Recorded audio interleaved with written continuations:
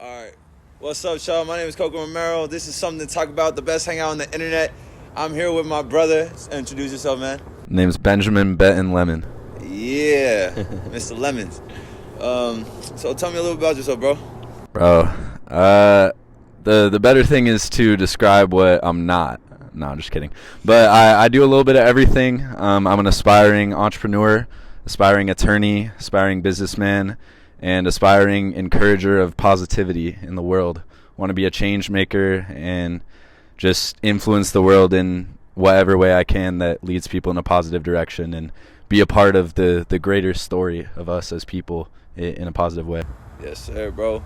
No cap. Anytime, when we have those little business meetings for PMW and shit, no cap, you captivate the room on the FaceTime. Over a fucking phone, you captivate the room, for real, for real. When everyone's talking, they pay attention, for real, for real. Yeah. And every time you always say some, you always drop some wisdom on us anytime you're on the phone, and, it gets me hyped.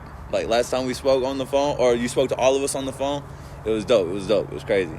Have to. So you got some wisdom.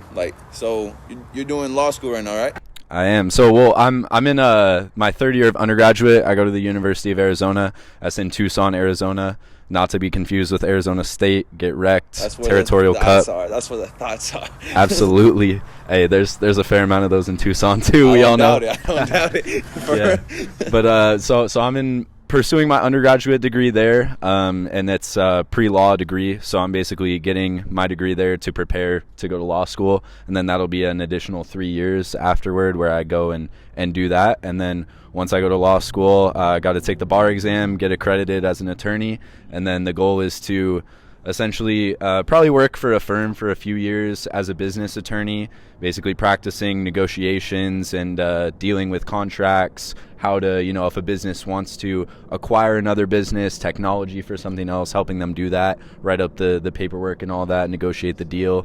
So I'll do that, and then I kind of want to build my own brand within being an attorney. So in being an entrepreneur, I want to start my own businesses, represent myself as an attorney, and then potentially start my own firm as an attorney as well, and hire other lawyers to help further the mission of PMW and myself. Yes, sir. So if you are a rapper and you got a gun charge, hit him up. He'll get you hooked up with the right people. I'll get you linked. Sum it up.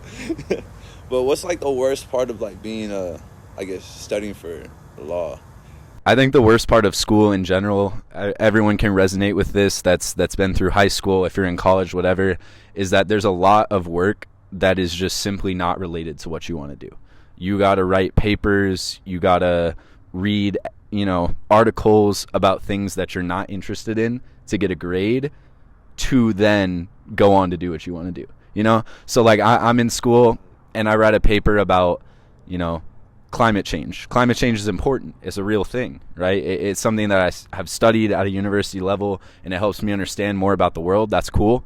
But writing an essay about it doesn't help me develop any knowledge that's going to actually help develop myself as a human being and further my mission. So I guess the problem, my mission, is everything I said at the beginning, trying to influence the world in a positive way, trying to build a brand that's identified with myself and my friends and people I love, that's all about, influencing the world and doing great things. And I think education is so systematic that, when you're in high school, you're taking curriculum that's designed by the Board of Education of your superintendent, right? And then when you're in college, you're taking curriculum that's designed by your school within your university. And that design is not meant for you specifically. It's meant for a whole group of people. So to me, it's just hard to, when I have such a strong vision of what I want to do as an individual, to accept someone else's curriculum that they think is best for me that's being applied to a whole set of people that all have different interests and different personalities. So you think the future of education would be more what's the word? Curated towards that'll be the future for people, more curated towards different individuals, different kids growing up and stuff like that, so people will actually choose what they want to pick to study. For sure. I think it's already headed that way a little bit. I would say the education system as a whole has sort of started to catch on to the fact that everyone doesn't learn the same, right? So they've started really kind of taking this approach of, let's identify your learning style, right? Are you someone that's going to respond positively to a lecture or a PowerPoint or an activity, a group assignment, right? They've started to take that approach and try and identify within you what works best. But I think it's going to move forward and even further and be better in the fact that it's going to then be tailored to each individual, where you at a younger age are going to identify more of what you're passionate about, so you spend less time taking classes that aren't relevant to your interests, right? So for me personally, that was like, I never ever wanted to or needed to take biology or chemistry. I never was like, I want to work in a lab. That was the dumbest class to ever take. I mean, I never took it because I knew not to, because I would just flunk that shit. But back to you talking about like learning styles, like I was the worst kid at like learning through lectures and shit. Like I would fall asleep. Fucked up story, but funny ass story. One time there was a lecture from like a Holocaust survivor, right, at my school, and I was front row, and like I fell asleep. That's tough. That's tough. Like I was, like I feel fucked up because he low key like, disrespectful. It was. I don't doubt it. He was like one of the last survivors, and I fell asleep through his story. Yeah. But that's exactly kind of the message, is that like lectures don't work for everyone. Speaking in a room where it's just one person talking, it doesn't work for everyone. You gotta find curriculum as an educator. As an educator, like your mission is to care about people and not care about what people tell you should be teaching. You got to care about a student so much that you want to identify how they learn, what they're passionate about, what will help them grow as a person, and then sponsor that. Water their plant in the way that's going to actually help them grow, and not just feed them like general fertilizer that's meant for 50 different species of plants. Because we all had them like terrible ass teachers, right? Like I bet you've had a number of teachers that were like, yo, this motherfucker is just, he's just here for a check, or she's just here for a check. Certainly. Do you have any stories about that? Oh my goodness. I got plenty of stories about that. Like the thing is, at a college level too, professors get paid pretty well. They are all experts in their field. They all definitely know what they're talking about, right? But there's certain professors that you can tell they actually care about seeing you as a person thrive. Yeah. And they will seek you out and talk to you and get to know you as a person, whereas others treat you as a number, as an ass in a seat in their class.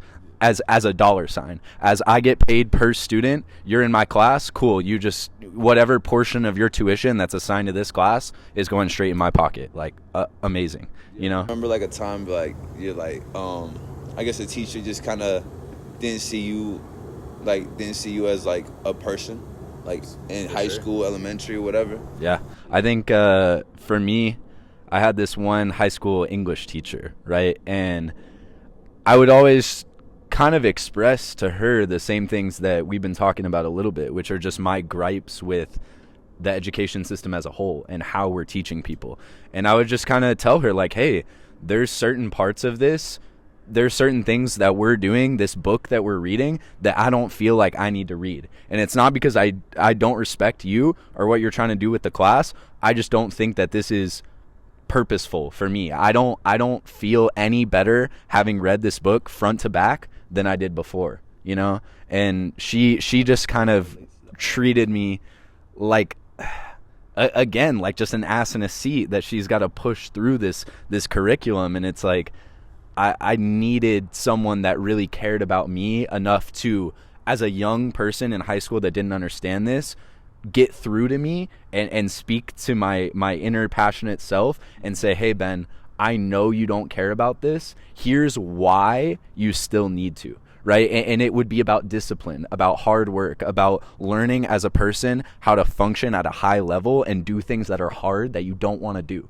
right? Because if somebody had sat me down and said, hey, sometimes, Ben, in life, you're going to have to do things you don't want to do. You're going to have to do things that you don't see the point in, but eventually you will be better because of it, right? And if she had come at it from that angle rather than being like, well, this is what I'm told to do, right, then I would have been motivated to do it. But she didn't care about me as a person enough to say that. It's a different way to look at it. Like, I never even looked at it like that. Like, That's a crazy way to look at it. Like, if a teacher ever told me that, I'd be like, you know what, you're right. I'm gonna do this work and then get it done. But no teacher has ever told me that. Never. No teacher has ever told me that. I remember this one time I was taking like college classes my senior year, like English 101, right? I was taking English 101. I loved the teacher to death. I had her junior year. She made me love writing and shit. But like, she treated college different, because that's like, you know, nothing you do in college will slide in high school, right? Or nothing you do in high school will slide in college. And I took a class, and like, she gave us this packet, like this thick to read. Like, we're gonna be reading this whole semester. You gotta read it, annotate it, take notes on it every like 10 pages a day. I was like, is this a grade? Do I have to do it? She was like, no, it's not, Will. No, it's not. I was like, okay. Didn't do it for a whole week. She went to go tell my football coach, he's already flunking, get this kid out of my class. I was like, that doesn't make sense to me. That did not make none sense. Like, I didn't have to do it. It was no grade. Why did I get flunked out? She was preying on your downfall, bro. Maybe. But yeah, that's how I knew college is kind of not it. Like, that's how I'm low-key a college flunk out. Technically. Hey, and let me just say something real quick. As a person that's in a university right now, I do very well in school. I always have applied myself to school. I enjoy the process of learning and furthering myself as a human being. But I truly believe that if you do not have a desired end as a person, a goal that requires a bachelor's degree from a 4-year university, it is not the place for you. Because a lot of people I know are wasting their time. They're there for reasons that's to please their parents, to get a degree, to have status, or to like please expectations coming from someone or some force that they feel, whether it's pressure from themselves, from other people, right? But that's not going to benefit you long term. Like, relieving that pressure doesn't actually help you. What actually helps you is finding out what you care about and pursuing it every day. I was just saying, like, if college is not your thing, if you don't have something that requires a degree that you know that that's what you need to go after, like, don't waste your time.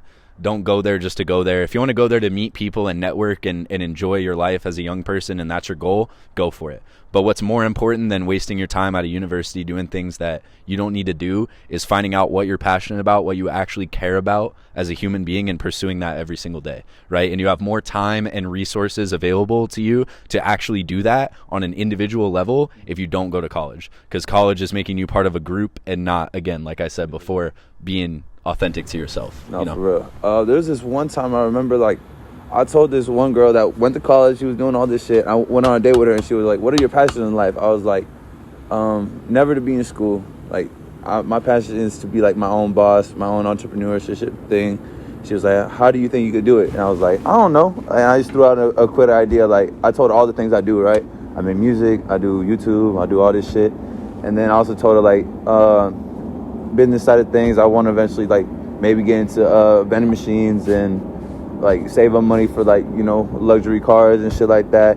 And she just like kind of looked at me like, vending machines? Like, she couldn't like process the idea of like making money outside of a job. Yeah. And like she kind of scoffed me, and then yeah, I was kind of hurt about that. So fuck you, bitch. But hey, people that don't understand are that tells you you're doing something right. If people don't get what you're doing, that should be the first clue that you're on the right path, because that means you're doing something different than other people, and that means you're doing what you care about and not what they care about. Quick question. You ever talk to like some of your homies that aren't like, you still love them and stuff, but they're not on the same wavelength as you, and they're like, and then you just talking to them, you're like, kind of, why am I here? Like, why am I talking to you about this? Like, I kind of have to dumb myself down. 9 times out of 10. Most people I meet, like, there's the people I choose to surround myself with are people that motivate me, and people that I meet that don't excite me as a person and that don't seem like they're passionate, I don't have the energy and the mental like capacity to keep them around. And there's a lot of times I find myself in social situations where someone's talking and it's exactly what you're describing. It's like they don't get why I'm so driven and so passionate about what I want to pursue, and I feel like spending time with them is a waste of time simply because they're not willing to talk about things that actually matter. They only want to talk gossip. They want to talk bullshit. They want to talk like he said, she said, whatever. That shit doesn't matter.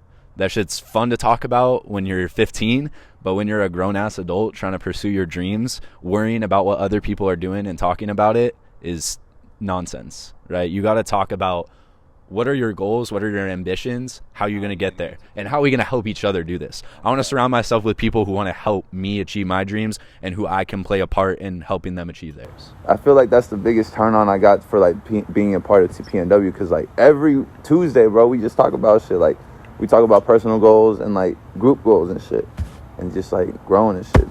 I don't know, that kind of aspect really glued me onto the team and shit. So I'm glad I'm on this.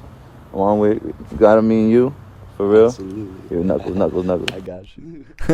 Hey, I'm gonna let you in on the new acronym. I was thinking about it because y'all had this whole discussion last time about what does PMW stand for, right? All right. Positivity, motivation, wealth. I feel like we should all have our personal thing, cause like that is good. I like mine though. You want to hear mine? Yeah, let's see it. Prospering mindset wins. There you go. Hey, it is to you what you want to believe it is. But we all know that it's about the culture of helping each other and working towards common goals and working towards helping each other achieve their dreams. And growth. You know? Yes. Yeah. And growth. But like, what was like, did you always see yourself becoming a lawyer as a kid?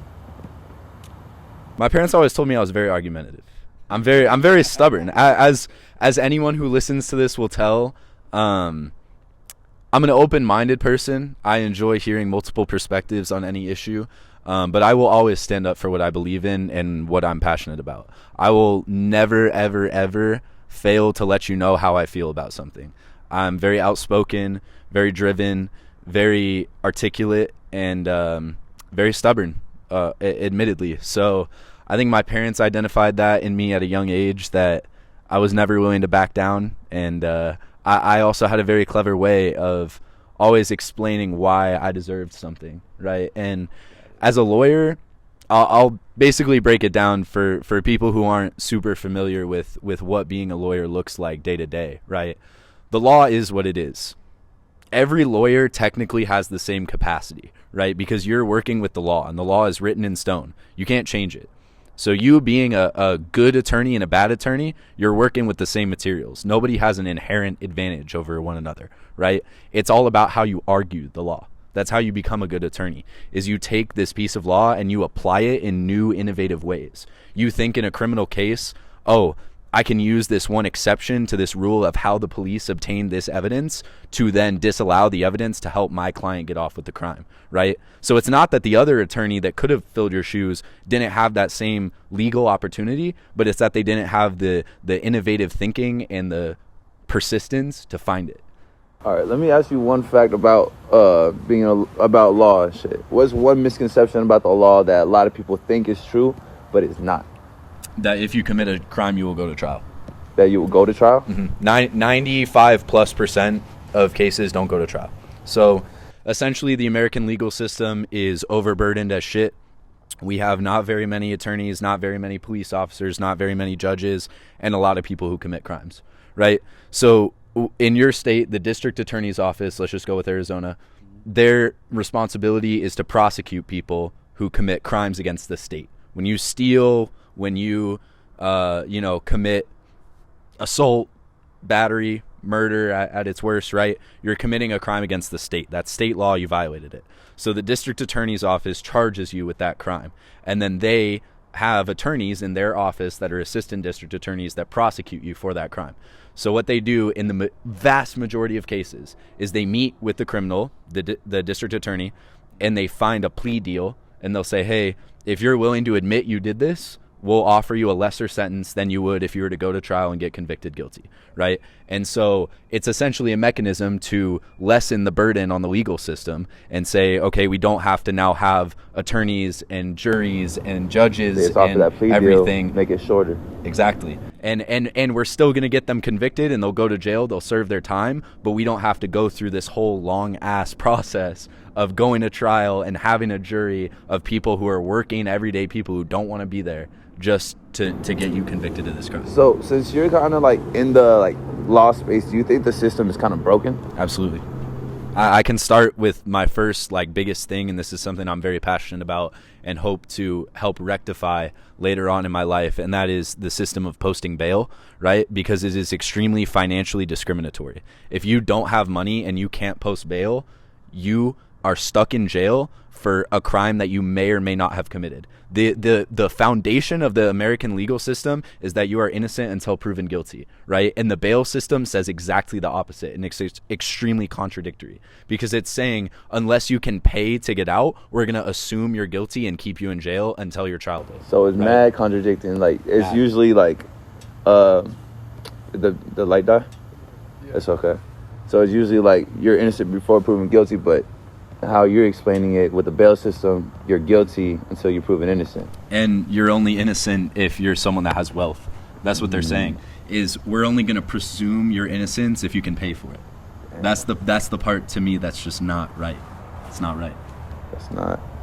All right, man. So my homie Alex had a great question for you. Like, if you're like burdened with like overthinking and shit, like, what do I need to do to like find my passion? Like, how can I find it? Like, what's your 2 cents on that? Like, how does someone find their passion, or at least get the ball rolling towards it? I think there's really 2 steps, right? There's finding what you care about, what you're passionate about, and then there's how do you go about pursuing that, right? So for me, you cannot figure out what you want to do in life until you try shit. That is the biggest thing. If you are too scared to take the first step, you will literally never find what you care about, because every single occupation, interest has its downsides, right? Everything comes with its baggage. So if you don't give something a try, you don't know what is worth sacrificing the negatives for. Because when you try something and you have this internal feeling of like, oh, this is so gratifying to me as a person that it's worth pushing through the bullshit, that's when you know how you found what you care about, you know? And then the second part is, how do you get the ball rolling? How do you take the step, right? People make fun of me because I have a whiteboard in my room, and that's like a stereotype of like a person who's very anal, very OCD, right? But I will literally live and die on this point if you don't have a whiteboard in your room, a notepad on your desk, a sticky note on your desktop of your computer, whatever that looks like for you, where you write down what the fuck you're going to do. You will never get it done, okay? Write it down. Say, if I want to be this, right, I've identified what I'm passionate about. I want to build a business, okay? What's step number 1? Get online, research, see what other people are doing in your respective industry and what you're interested in, and follow what they're doing, okay? Who's successful? How do I get to where they are? What's the first step they took? I'm going to write that down, put a timeline on it. When do I need to have this done by? Who's going to hold me accountable, whether it's myself or other people, and what the fuck am I going to do to get there, right? You're never going to start until you commit to yourself that you're going to, and you hold yourself accountable to that. I kind of want to add on to that like answer. Like, you ever like, I guess when you want to become a lawyer, you got that burning like, oh, this might be what I'm meant to do. Like, that was like always like sometimes in the back of your mind, maybe. For sure. Like, trying to pursue it and shit. Like, I feel like that's the same way when I was trying to pursue this podcast with the music, with like YouTube and shit like that. Like, it was always in the back of my mind, like, it's like the itch. Like, I need to do it, because it never leaves. Like, even when you're like, if you never do it and you're 50, and my belief is it'll still stay with you, and that's gonna be the worst feeling ever. You're 50 and like you have the thought like, damn, I shoulda, like a lot of shoulda, woulda, couldas. You know, you feel me? And I never want that feeling. I think the main reason people end up in that boat, right, is because they're extremely afraid of failure. And the number one thing that is integral to a mindset of entrepreneurship, of persistence, of resilience, is you simply cannot fear failure. If you are afraid that not being successful in what you want to do is so crippling to you that you are unwilling to try it, you will never get anywhere. If you are on the opposite side and you say, if I try this and I fail, I will be for the better because of it, because I will learn from it and I will do better next time, and I will be stronger as a person because I encountered that failure. That's the type of person that will succeed in life. And when you talk to successful people, they never, ever, ever did it on their first try. Never. I think a lot of people nowadays are confusing failure with quitting. Or you cannot fail if you do not quit. Exactly. If you give yourself no option to like fail, if you give yourself no option to like fail, you can't fail. Like, yeah, there might be a little hiccups. Like, that's how I feel. That's how I see failures. Hiccups. It's a little like backtrack. All right, let me backtrack. Maybe that's not the right thing to do. Tomorrow I'll get better at it. Tomorrow I'll get better at it. Especially with the music. Like, I have 500 songs saved on my fucking shit that will never see the light of day. Never see the light of day because it's that much ass. But I got some gold on my phone. That's ready to drop anytime I want. Yeah. And that's how I see it. Like, you can only fail if you quit. Absolutely. That's the biggest thing about that. And that's the biggest thing that will set you apart as a person in the world, is if you are unwilling to quit and unwilling to back down to whatever obstacle, whatever hiccup, right, comes your way, you will not fail, because you will find a way to push through. If you are that determined and that persistent that this is what I want to do and I'm gonna get there, you will not back down no matter what comes your way. Oh God. Speaking of obstacles, you ready for that fucking that Spartan? Bro, I was born ready. I was born ready. What is it, like 10K, right? Spartan 10K? I'm gonna walk y'all through it. So Coco and I, as well as some other members of the PMW community, right, we're gonna be in February. We're gonna be taking on this Spartan race. And it's a 10K, so it's like 6 point whatever miles, and there's 25 obstacles along the way, right? So you're gonna be challenged as a person to not only run this distance, but as you walk through it, go through these obstacles, and there's strength related challenges, whatever, climb up this rope, do whatever, right? And if you can go through this race and conquer every obstacle you come into contact with, you can succeed as a person, because it is exactly what we just talked about. It is, I am on a path, I see the finish line, I can't see it with my eyes, but I know it's there, and I am willing to do whatever the hell it takes and conquer all these obstacles to get there. And I think it's a perfect representation physically of what the journey of any person who's going through something really goes through. I don't know if you ever seen the YouTube channel. It's called Yes Theory. Yeah, of course. You seen him? Yeah. So there was this one dude that deadass did no training and said, fuck it, I'm gonna run a marathon with no training in like a week's notice, and did it. Like, he said, he set himself a goal and said, I'm gonna do it. He was dying, he was struggling, he limped his way to the fucking finish line, but he did it. Because he didn't quit. He didn't quit. Like, it don't matter if you gotta walk them steps, boy. You just gotta do it. But absolutely. Our friend Tanner's here. Yes, sir. Quiet entrance. What's good? Little quiet entrance. What's good? Is he in frame by chance? Yeah, cool. We in a frame too.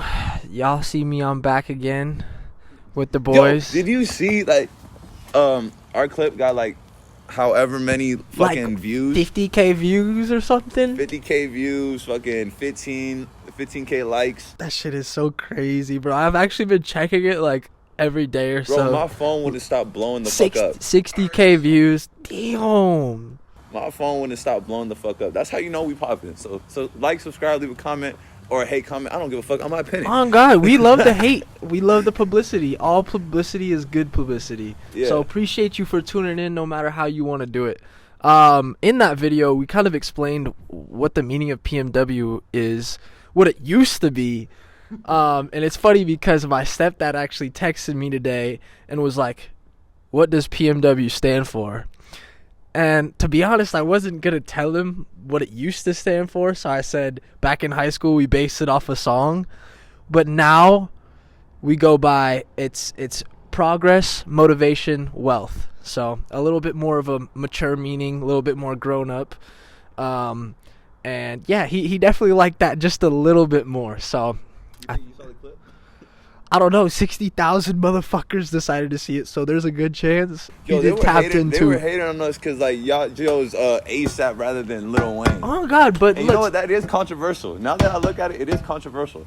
But relevancy. That's where that comes in. Like, when you think about it, yes, Wayne did it first in 06. But when we were 15, 16, 06 was 10 years ago. What had just dropped? ASAP's PMW song. Okay, so that's what was more relevant. That was on our mind. No hate to Wayne. Wayne is the GOAT. One of the GOATs. But still, relevancy is what it came down to. ASAP is what we was rocking at the time. And so, just made sense. What's your top 5 by chance? Ben, what's your top 5? Let me just add real quick. ASAP and Schoolboy Q, don't forget. That boy a legend. That boy a legend. He was on that song too, don't you forget. He was? Yeah, Schoolboy Q was on that. For sure. I didn't know that. Definitely. What was your top 5 though? In terms of hip hop, rap, or just like overall? I guess overall. Overall, it's gonna be mostly hip hop. Okay. Got to put Drizzy Drake always up there for sure. K Dot with the bars in terms of lyrical genius, it's unmatched. That man creates art unlike anybody else. Top of the morning. Yeah. Fucking lyrical. Anybody hating on this latest project, right? I get it. Ain't club bangers, ain't shit to be bumping in the whip with the homies. It's but good though. I like it. It's literally just made to think about and to be art more than it is to be made to be, you know, celebrated and partied to, right? Yeah, all right, so we got Drake, we got Kendrick. I would be dismayed, honestly, if I didn't put Frank Ocean in my top 5, and I will get hate for that, and I don't care. You know, that's because Frank Ocean, again, is an artist to me that's an innovator, that's a creative, that led music in a new direction. You want to talk about beat switches, right? In the last 5 years, switching the beat has gone from like something that was very, very rare to extremely common. And you can say like, oh, Travis and Drake did it first on Sicko Mode, whatever. Nope.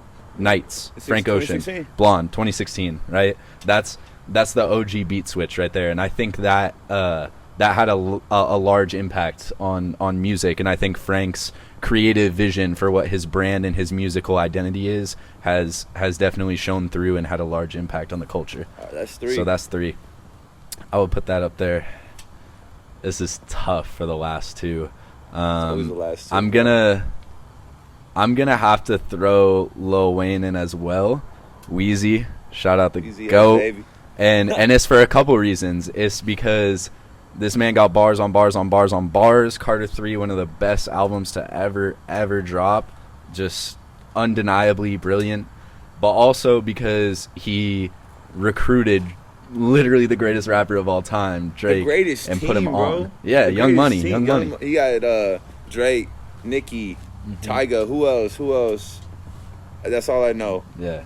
But like that's Drake, still a solid Drake, 3. Nicki, and Wayne. That's all you need. That's a 3-headed monster right there. That dude, call the 3-headed snake, Thug, Gunna, and Baby, like whatever. Nah, 3-headed monster right there. Nicki, Drake, and. All right, I need to hear that last one.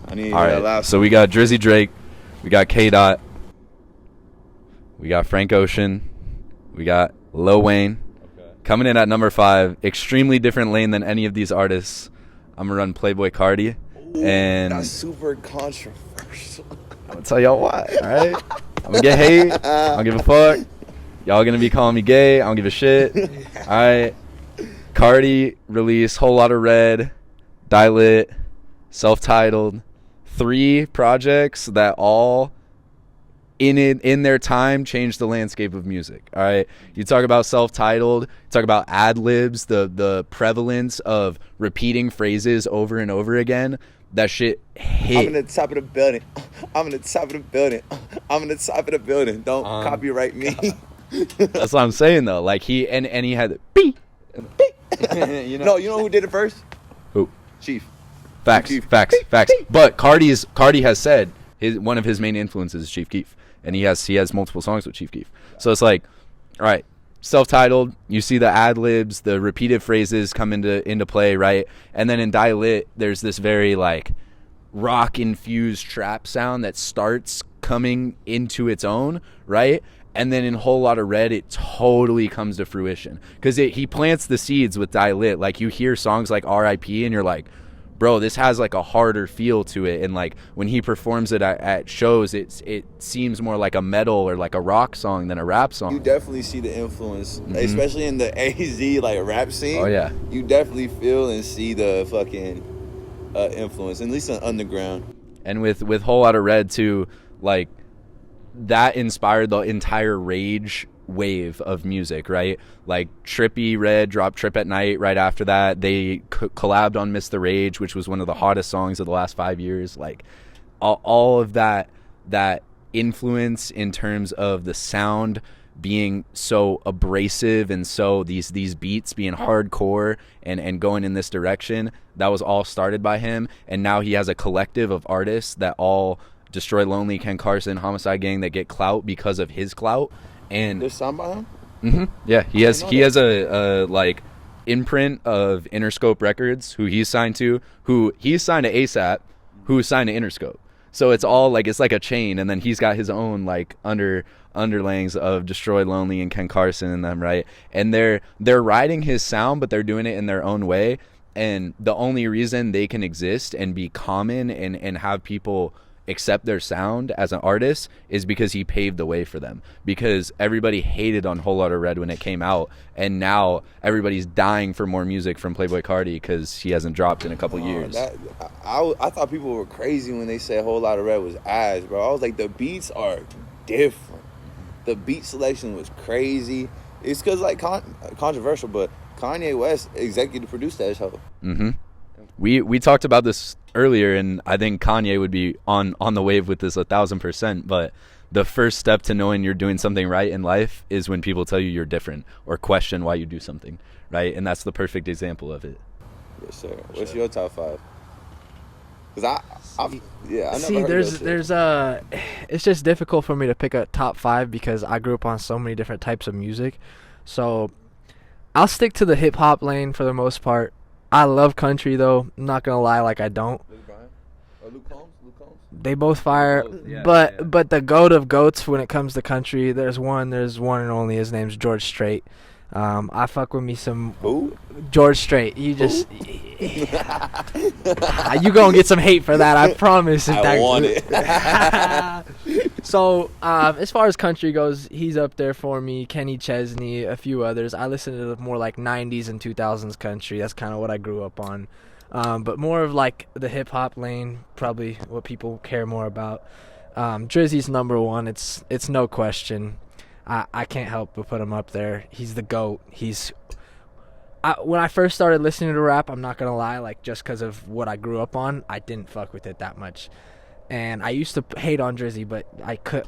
It's only because I was trying to like not go with hip hop, but fell in love with it, and Drizzy's a big part of that. Also, Wayne's up there. Wayne is Godfather.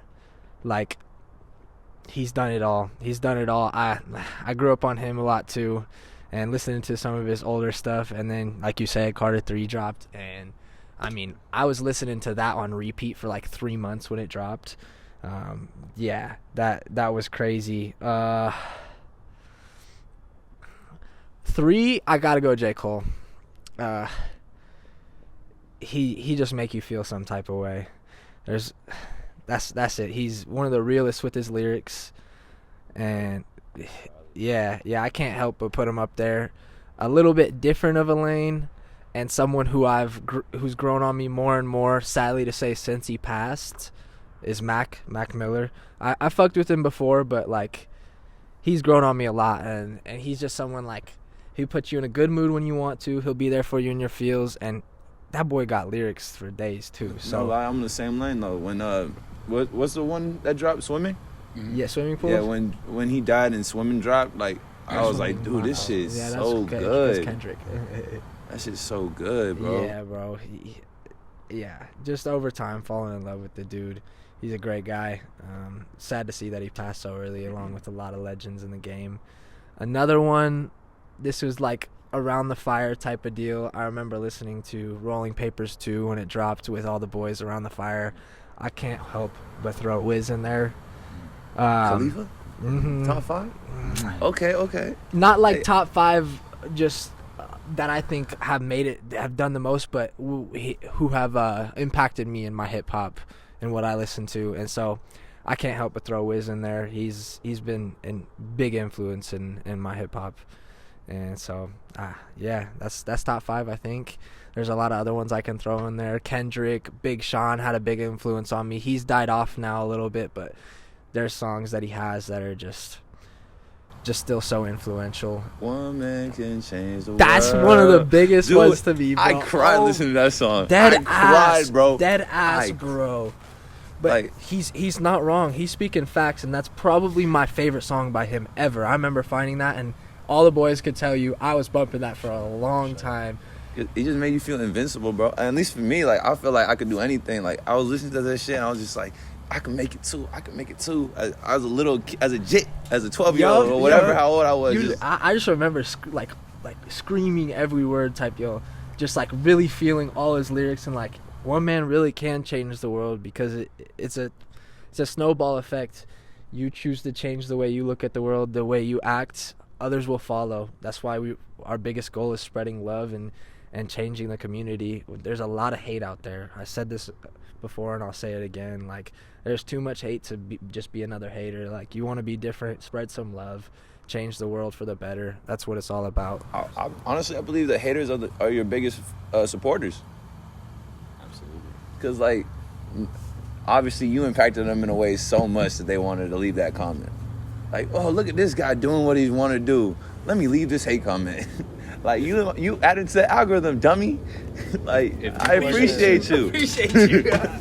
If people are going to expend the energy to comment on something, to tell you that what you're doing isn't to them the right thing, that means you got to them. You got under their skin in some way that signifies something, Yeah. I'm a transition here. I think now that the boy is here, it would be a great time to talk about something I think a lot of y'all could use to hear about and just be a part of, which is this man, Tanner Nelson, is my business partner. About 6 months ago, we started our own home services company. It's called Paradise Maintenance and Washing, LLC, based right here out of Mesa, Arizona. And yeah, I think it'd be a great thing to talk about on the pod, to kind of just discuss with the people. Y'all are how old again? 20 years old, both of us. Both of y'all, and they started up their own business. Like, and y'all been at it how long? Good year now? Not even a year. 6 months. Barely 6 months. Mm-hmm. Just coming up on 6 months. Yeah. Y'all always telling me, like, especially him in the meetings, like, he's always telling us about the big milestone progress that he's made with this business, with y'all's business. And it's always way. Like, it's getting me on really legit, like, got a fire in my stomach. Like, I should be in the same wave, same link. Like, but go ahead and talk about it. I think it's just it's a physical representation of what I want everyone in my circle to do, which is just bet on yourself and take a chance on creating a future that you want to enjoy, right? Because I don't want to be someone... we do solar panel cleaning, window washing, and pressure washing, right? And I don't want to be someone that's 35 years old out there with a pressure washer, hooking it up on the concrete, like doing the manual labor, right? But I want to have the financial capital as a young adult to pursue other business ventures and to create the life that I want for myself. And this opens the door for that, as well as, and this is far more valuable than the financial capital, is the mental capital of going through the process of starting a business and learning the ins and outs of what obstacles you run into and how to go around them, So we all had that, like, mental switch that, like, just, like, said, all right, it's time to, like, get out of autopilot. Like, when I was coming up, or when I was, like, growing up at, like, 19, I was stuck in autopilot, like, living the same day over and over and over and over and over again. And, like, I guess, like, a bad trip, like you talked about earlier. That's what. Wait, did he say? It was that a good trip. It was a good trip. That's cool. Okay. It was like any position you can put your mind in, where you're able to look at your life from an outside perspective, whether it be psychedelics, whether it be a spiritual journey, whether it be connecting with your God, your greater power in this universe, right? That allows you to see your life from a greater perspective and analyze it, can be extremely valuable. And I had an experience like that where I was able to see the trajectory of my life and really think critically about where I was headed versus where I truly wanted to be headed, right? And the starting of this business is just one aspect of me wanting to develop financial, physical, and mental freedom for myself apart from what other people are doing. I saw, okay, I'm in school, I'm developing a career, but I'm still stuck in the matrix. I'm still stuck in the system of what everybody is fucking doing. And I want to be able to, when I am older, look back on my entire life and truly say I gave it my all. I took a chance on myself and I did what I wanted to, regardless of what others thought about it and the way that they treated me. And I think that it's extremely rewarding to be able to do that. And I'll let Tanner say a little bit of what motivated him to want to do this. So personally, I'm going to elaborate for both of us because I know there's two major things that really flipped the switch. There was two huge events personally just within the past year and a half or so. First off was being introduced to the possibility of creating your own life and creating your own income. And that came with an opportunity where we actually made people that we worked for more money than we did ourselves. But we sell the possibilities. So not this summer, but the summer before, me and Ben both went out and sold pest control for a company. And fucking grind. That's a fucking grind for real. Yeah, if y'all have ever done door to door, you know it switches you. It puts a switch in your brain. Like there is nothing like it. You face more rejection than you've ever faced in your life, but you also learn how freaking crucial rejection is to success. I went from getting so demoralized from different failures to getting hyped the fuck up every time I fail because I know I'm learning so much, and I don't consider it a failure. I consider it a learning opportunity, and I've learned more from every time that I've failed than I have succeeded, because when you succeed, it's a little bit easier.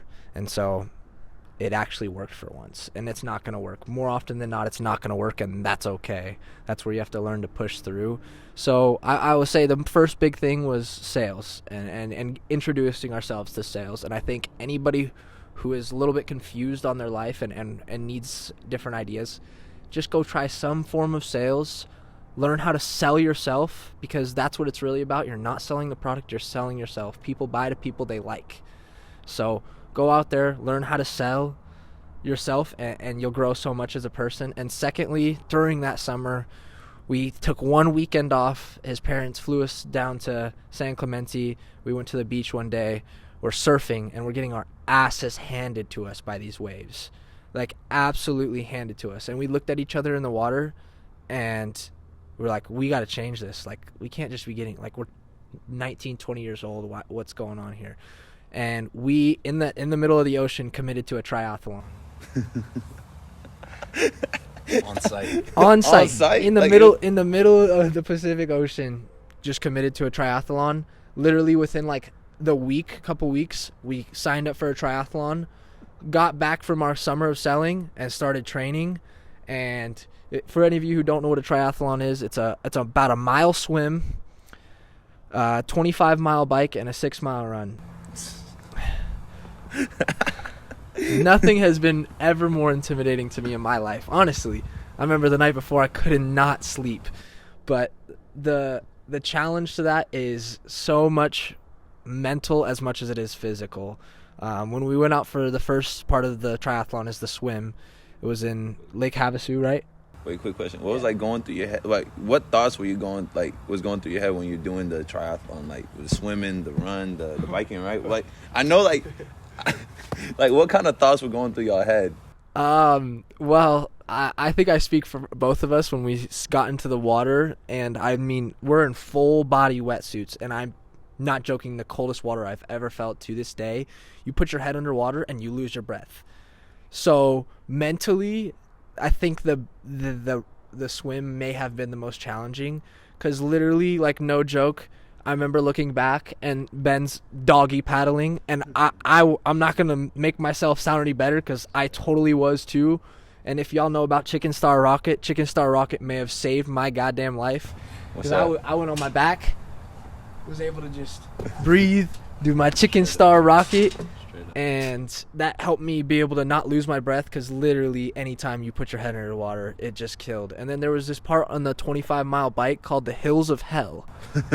And it was completely unnecessary because you're going down this straight path on the highway, and you could have just kept going for 5 more miles, but no, they stopped it 5 miles short and made you go through this neighborhood on the way back. That's a loop that's off the course just so you could do these terrible hills. And going through that, like, there's points where you literally had to get off the bike and walk up this steep-ass hill because you're not going to make it if not. And just going through all of that changed me. And I remember driving home feeling as defeated as I did accomplished and looking at Ben and being like, well, that's the first of many different athletic competitions and challenges that we're going to put ourselves through, but it made me such a better person. And I think the training made me better than the actual competition because the build up to it takes a lot of dedication. Like every single day in, day out, it takes so much dedication to prepare for something like that. When you've never done anything like that before, it takes mental preparation to prepare yourself. My anxiety was the worst it's ever been that night before. And there's this freaking mariachi band across the street in our 1-star hotel that had paper-thin walls that was playing until 3 a.m. They're getting you hyped, bro. Oh, they're getting you hyped for the morning. Yeah, when I'm supposed to be up at 6 a.m. I bet you thought about that mariachi band when you were running. Yes, I did. Yes, I did. Oh, no, but I feel like when you do something that crazy, that like fucking twisted, like you gotta go in like the deepest, darkest part of your mind to like say, I'm not gonna stop. I ain't gonna stop. That's when like the real, like, I guess that primal energy come out. You feel me? I'm just add real quick. It was the same mental feeling. Like halfway through the run, I'm like 3 hours deep into this event, and the mental thing that I always tell myself is, if you can't go another X amount of time, you are a bitch made. You are a pussy. Like, and it's the same feeling I had when that summer of summer sales, we had this competition to see who could plank the longest, and I did a 7.5 minute plank, and like at like 8 in the morning, because I was literally like, bro, if you can't hold yourself up for 10 more seconds, like, who the hell are you? Like, what can you do in life if you can't do this? Right? And so I'm running on Lake Havasu, and it's the same feeling. It's, bro, if you can't run 20 more feet, what can you do in life? And I think that mindset translates to everything else, because it's not about when you're in the swim and you're thinking 3 hours forward, how am I going to survive this run? It's no, how am I going to swim to the next buoy? How am I going to get 20 feet ahead? I'm not going to fucking quit until I get there. And in life, that's how you have to approach everything, is Small steps. I need to look at my long-term goal and what I need to do to get 1/10 of the way there, and how I can do that in the next week, 2 weeks, month, 2 months, 2 years, whatever that vision is, and not fucking quit until you get to that result, you know? It's impactful. That goes along with the same thing as getting 1% better every day. You're pushing yourself 1% further. I'm sure all of you know who David Goggins is. Just one Stay more. hard. Yeah, stay hard. Fucking, it's just one more. I remember training for the swim, and I'm doing laps across the pool, and like, I'm dying out of breath, and I'm like, I can do one more lap. Like, there's no way I can't do one more lap. And then you get to that last lap, and you're already dead, but you're like, I'm this close to the finish line. I'm going to give everything I have in the tank and do this because I want to do it for myself, to prove something to myself, because it's you versus you every single day at the end of the day. And so that really translated into this new lifestyle that I think all of us have been trying to pursue, especially in the past 6 months. I have the greatest friends in the world, and these guys are part of it. And we just in the past 6 months I know every single one of the guys can say this, have changed their lives just by the fulfillment they get out of every day. We're nowhere near where we want to be, but I know each and every one of us are going 1% harder than we did the day before, doing 1% more and continuing to go you versus you. Don't compare yourself to anybody else, because nobody else has the same life as you. They haven't dealt with the same things as you, so they can't have the same story as you. And I think that has helped all of us just create discipline more than motivation. And I've used that because I know every single one of us here, we're not just doing this full time. No, we still have that matrix life that I guess you could say we're still in, that is helping us get to where we want to be. Like, each of us here have a job, we're in school, we're doing all these kinds of different things, but we still find time for our dreams. We're not putting our dreams to the side. Tanner, don't be humble. We all got 2 jobs. Don't That's you got 2 jobs? That's facts, yeah. Don't you got 2 jobs? Yep. Yeah. 3? Actually, I just quit one of my jobs because we're getting to places that we wanted to be with Paradise, and that means I need to be able to put more attention towards that. And that has been such a surreal feeling, is being able to go from working full time to working. I work on Saturdays and Sundays, and Monday through Fridays I work for myself, and I'm able to go through school every day, do the things I want in school. I'm working harder than I've ever worked, and I'm seeing more progress than I've ever seen with this business, and it's just so fulfilling, like day in and day out. This week it's Thanksgiving week. Everybody's going home for the holidays, taking rest. We've taken that rest. Thursday was our rest, but this week as a company was still probably our best week ever, because each week we plan on getting 1% better. We have weekly meetings every Monday with our team, and we create goals that compound slowly. Okay, let's get 2 sales this week, is what it started as. Okay, let's add 1 more in, add 1 more in, add 1 more in. And now we're just seeing results come in, and we're not even having to do the work that we did in the beginning. It's coming to us. We're getting referrals. People are hearing about us. They're hitting us up, and that is such a cool feeling. And they're like, hey, like I've had family members be like, hey, do you work for Paradise Maintenance and Washing? And I'm like, no, I own it. I own it. Yeah. And they're like, what? like just seeing, and then you'll get compliments from friends that are like, hey, this just looks so professional. How long have you guys been at this? Oh, just this long. What? Like, blowing people's minds away. And I'm not mind blown by it, because I've worked 1% harder every day, so it just seems like the new norm, and I still am nowhere near my goals. So it's like, have I really gone that far? But then other people tell you from the outside the way it looks, and you're like, wow, I need to be proud of myself. Like, you should. You really should, bro. We all should. Absolutely, every single one of us. And I'm thankful for the group that I have around me, because we have what you could call a mastermind group. And I just heard this term last week, and I love it. And every Tuesday we meet with all of our best friends, and first off talk about our week. Just make sure everybody's mentally okay, because life's fucking hard. It's not easy. It's not fair, and it's never gonna be. All right, well, you can't control technology, but we're going to wrap up with what we're talking about here a little bit. First of all, and on that topic, you can't control certain things, but control the things you can, and that will lead you to the best success with the things you can't control. I will say it comes down to if you want to work for it. Like, we started literally not knowing anything about this business, like not a damn thing. We bought a pressure washer, went and cleaned our buddy's house, practiced on his house for about 4 hours, and then started knocking doors. Sold our first job within 30 minutes. Literally, I remember the night before talking to Ben and like, how the fuck are we going to do this? This is a 2-story home. We've never cleaned a window in our life. Like, I don't know how we're going to make this work, but we got to do it. And it was so cool. I remember we quoted this lady like $200, and she was like, how about $250? And we're like, yeah, it sounds good. She upped it on you? Yeah, no, she could, yeah. And like, that's when we're like, dang, we could really do this. And the reason we started with this is because it had low cost to start, and we knew we could, and we just wanted to try it.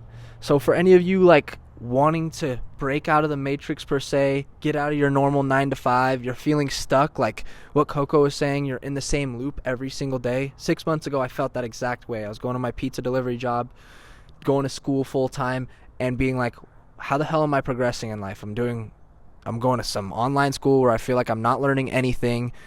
I'm learning more from just other ventures where I took a risk, and I'm going to delivering pizzas every day. Like, this is not what I want with the rest of my life. And it was just this circle that I was going through every day. And then we just started having these meetings. A flip switched, and we started trying. And that's what it came down to. And it's just such a crazy thing to see how much progress we've made in such little time. So for any of you out there that are wanting to try something new, just do it.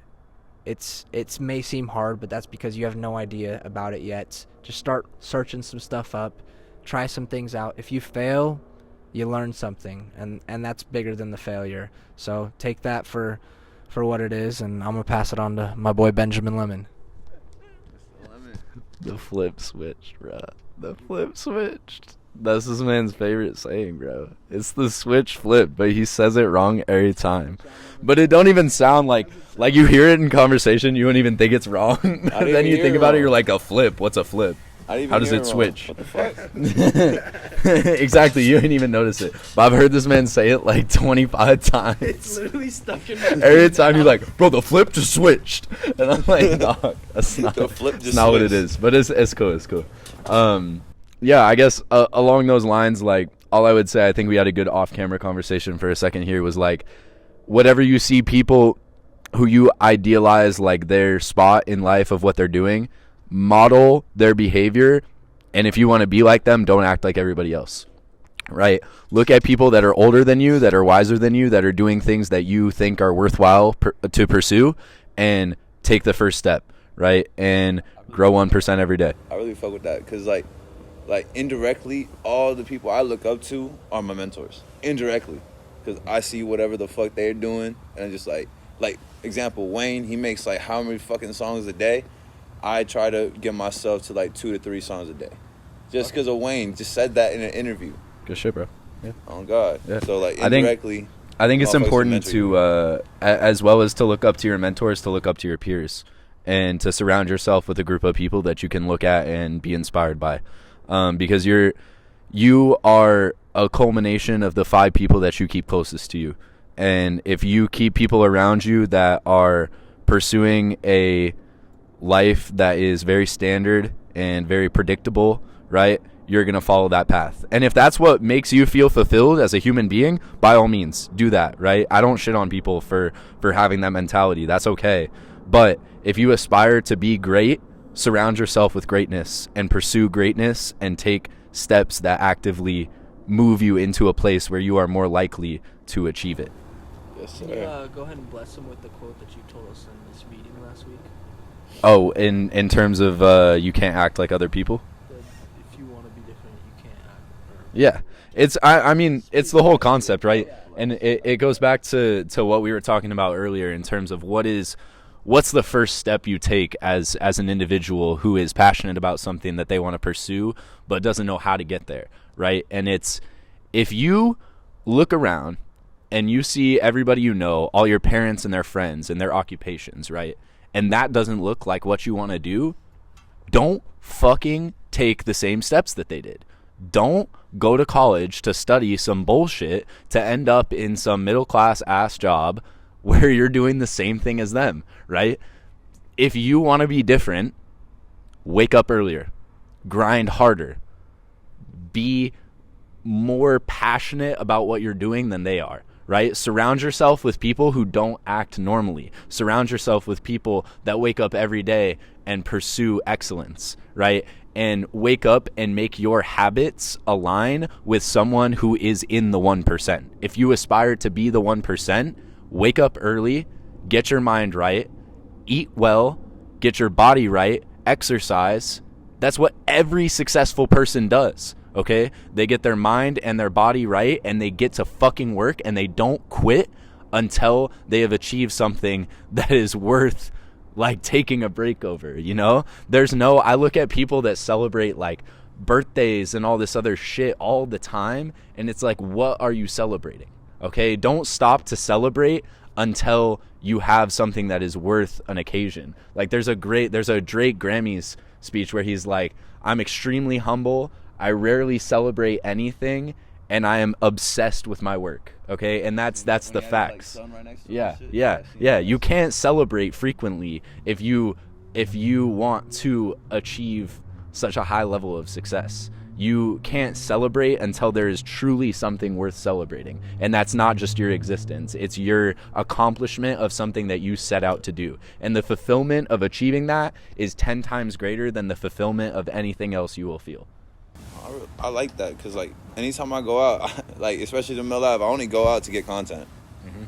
Like, and sometimes I go out because, you know, it's a friend's birthday party or whatever. But, you know, like, yeah, you can't just celebrate everything. Like, every little thing, you can't celebrate that shit because, like, there's more to accomplish. There's more to get done. There's more work to be fulfilled by. Because, like, I feel empty as fuck when I party. I don't know about y'all, but, like, anytime I feel, like, it's a fleeting feeling. I think everybody feels a bit guilty when they party. And I think the only way that you can be okay with that feeling is if you know that you are kicking back and relaxing and partying because in the time leading up to the party, you have applied yourself in every way possible, right? I only feel good having a drink, having a smoke, having a moment with the boys of just kicking back and putting my feet up because I know for the 3 to 5 days prior, all I fucking did was work. You know? Grind it. Yeah. For sure. Yeah. I feel like a lot of people go to party to escape the lives that they have instead of celebrate the lives that they have. That. Ooh. It's the truth. Bar. If Tell him, Tanner. What Ben, in our Tuesday mastermind meeting this week, Ben left us with a quote, and it was, if you want to be different, you got to act different. And I mean, I've heard that plenty of times before, but it's been the first thing I've looked at every single day when I woke up, and it's the truth. And he's already went into that. If you want to be different, you got to act different. Work your 9 to 5 to make your 5 to 9, what you do with your 5 to 9, your real lifestyle. So you better work your 9 to 5, but in that 5 to 9, instead of escaping that hellhole that you hate every day, use that 9 to 5 to fund the lifestyle that you want and work towards it from 5 to 9. And that's pretty much all I can say. Drop the mic. Just drop it. Can I ask Coco some questions now? Absolutely. All right, brother. In case y'all didn't know about this man right here, name's Coco Romero. Makes some fire ass music. Is a talented ass, passionate ass individual who uplifts and inspires everybody around him.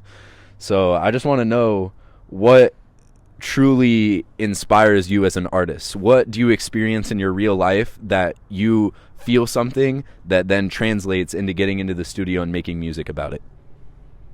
Well, it originally started off like I started making music because I want to express heartbreak. If I'm being honest with you. Absolutely. Like, cause you know we all had that hit of you know, women troubles and shit like that. Like, we all experienced a little bit of heartbreak. We all experienced like low moments in our life, and that's what led me to making music. Is that lowest low I've ever fucking felt, or one of the lowest lows I ever felt, and that got me interested in expressing myself in that kind of way. And what keeps me interested in making music to this day is expressing myself in all aspects, like having fun, like, you know, that heartbreak too, that like that self-reflection. I'm chasing that, like, the best way to express myself. And sometimes it's not good, obviously, like, but that's the music that will probably never be heard. But that just self-expression. I'm chasing self-expression. That's the music that might not ever get heard, but that's the music that saved you. You know, yes. That's the music where you get what's on your chest out there, right? Of course. And I feel like that's powerful. That's powerful for sure. Yeah. What is your mission as an artist? What message do you want to promote?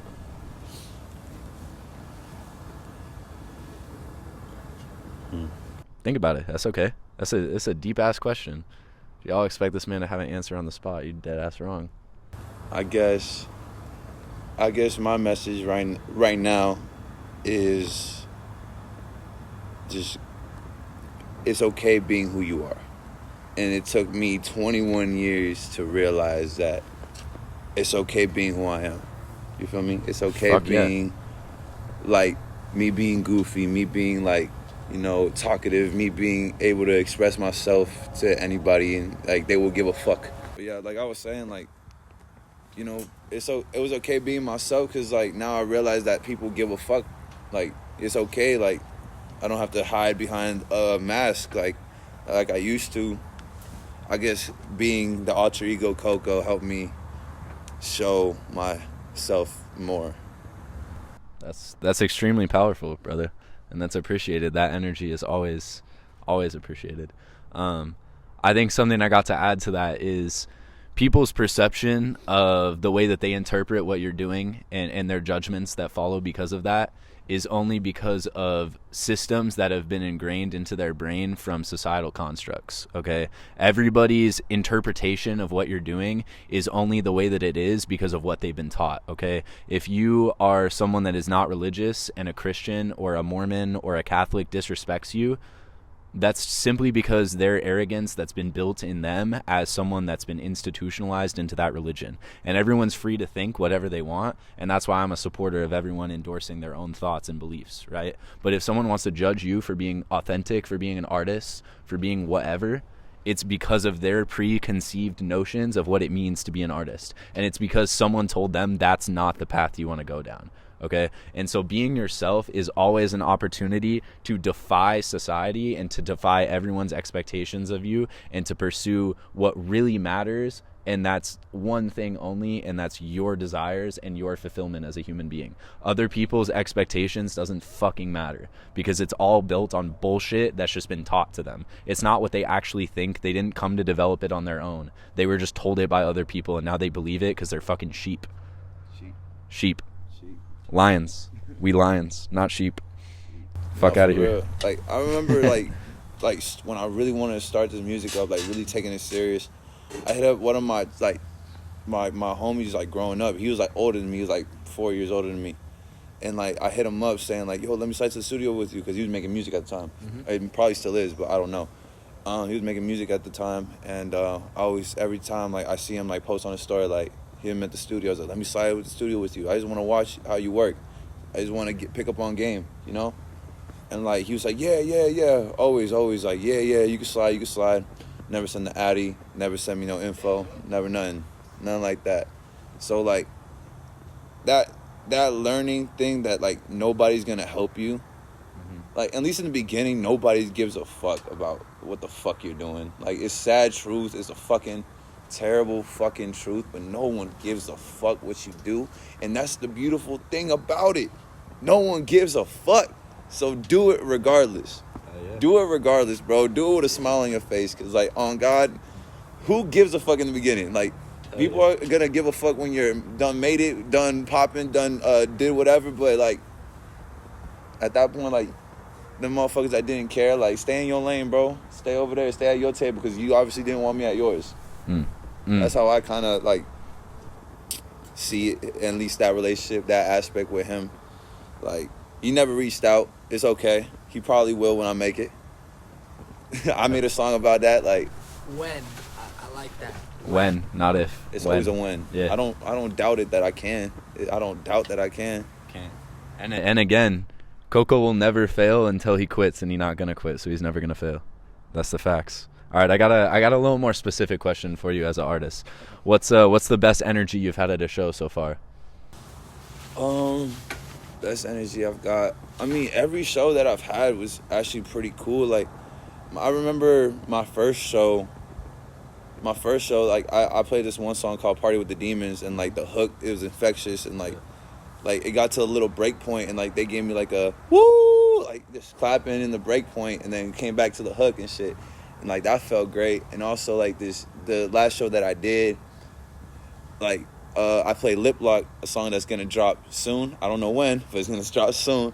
I played Lip Lock, and like the motherfuckers from like the previous set of mine, like they came joining in, getting me hyped because the crowd wasn't doing it. So like, you know, I'm having a blast doing my shit, and then like the other artists showed me love. They showed me like appreciation that I was there, type of shit. And like they showed me love and like started like getting hype with me, like jumping around with me and shit. So that felt dope. Definitely. Walk me through that feeling. All right, when you say like crowds clapping on a break in the music and they're just loving the vibes, they're loving the artistry that you're giving them and the performance that you're putting on. What are you feeling in that moment? Want to hear the cockiest answer? Absolutely. That is true? Absolutely. It feels normal. It's weird, I know, but it feels like I'm supposed to be there. That's how you know, though. It feels like I feel more myself. I hate to say it in front of a camera. I hate to say it. I feel more myself in front of a camera, in front of a crowd. Fuck yeah. I can tell you feel yourself the most in front of a crowd, in front of the camera, because like literally any time the camera's on you, bro, you shine like a diamond, like dead ass, and you have like, I feel like I said, I've been able to get out of my comfort zone through a lot of different things, but you have pushed me out of my comfort zone and made it feel okay. Like when we were even doing our first set of street interviews the other week, and you were like, the first one's always the hardest. Like I was able to relate to that, because in sales it's the same thing. That first door is always the hardest. That first rejection is the hardest. But then you start doing it and it's fun, and it's fulfilling. And like I can just tell, like you shine in that moment, and I've been able to learn a lot from you already in the short time I've known you. And like I can tell, like that's where you're meant to be, and I see it in your future, and it will happen. It will. It's not a matter of if, it's when. It's when. Yes, sir. Oh God. All right. Honestly, I'm glad that I could give that impact, because all I want to see is all my brothers like dead ass just grow and be like, because I'm done burning bridges. It sucks. I hate starting back at zero. I learned my lesson already with multiple people. It took me 21 years to realize that, but I'm done burning bridges. Like everything I built, like any bridge I built is solidified concrete, like fucking iron rods on that hole, like you could over rivers. I don't give a fuck. It's not breaking. Like that's how I'm trying to build every relationship that I got right now. Yeah. What why don't you look into the camera and speak to the youth for a second? All right. What's your message for someone that's a teenager, a very young adult that feels lost in their life, that feels purposeless, that's going through hard times, that's just struggling with anxiety and depression? What do you have to say to those individuals? I'm going to quote a great man that saved my life one time. Kid Cudi. Legend. The hero feels the loneliest in the journey. Like, I'm misquoting it, but the hero always feels the loneliest in his story. Am I right or am I wrong? Yeah. The hero doesn't get celebrated until the end. Exactly. You know? Like in every story, like there's, the rising action, the fucking whatever. I slept through English, but like the hero always feels the loneliest in the story. Like, so just because you're at your low point, it don't mean you gotta stay there. It's your decision to fucking stay there. Like, and the shitty part about it is, back to it, that no one gives a fuck. That is true. No one gives a fuck. No one feels sorry for you. So you gotta man the fuck up, woman the fuck up, get yourself out of that rut. Because end of the day, no one's gonna save you. Hell yeah. Other than yourself. That's raw facts from the man. No one likes to see someone else doing better than them, and it's just the facts of the matter. So the hero's gonna feel the loneliest because they're different than everyone else. They got no one to relate to, but you learn so much from stuff like that. On a little bit lighter of a topic, a little bit more of a happy topic, some of the things that like help me personally work as hard as I do and find that motivation and discipline is I've learned to rely on natural sources of dopamine more than just the shit that the world wants us to feed upon. Some of those things for me, like personally, even just this past year, is I got into snowboarding. I've done traveling with my best friends. Like we went to Miami the past 2 years in a row. I love to hunt. I love to get outdoors. I love to play basketball. We got to hunt. By the way, we got to hunt. Absolutely. I would love to put y'all on. At least let me shoot a gun, because I never shot a gun. Damn, that's got to change, bro. I can't. That's not how that's... No, I got too many for that to be the case. But yeah, I love to hunt. I love to play basketball, and I love to go to the gym. And like getting out in nature, feeling like a fucking man in the wild, like getting back to our roots and learning how to find those natural sources of dopamine has been such a big key to me being happy in life. And I know I've relied on the wrong things in the past in certain times and whatnot. So you feel comfortable talking about that? Because I don't know too much about that. If you don't, we can just talk about it off camera. I study pre-law at the U of A, but I also have a minor in psychology, and I study a lot about hormonal and neurological responses to physical sensations, right?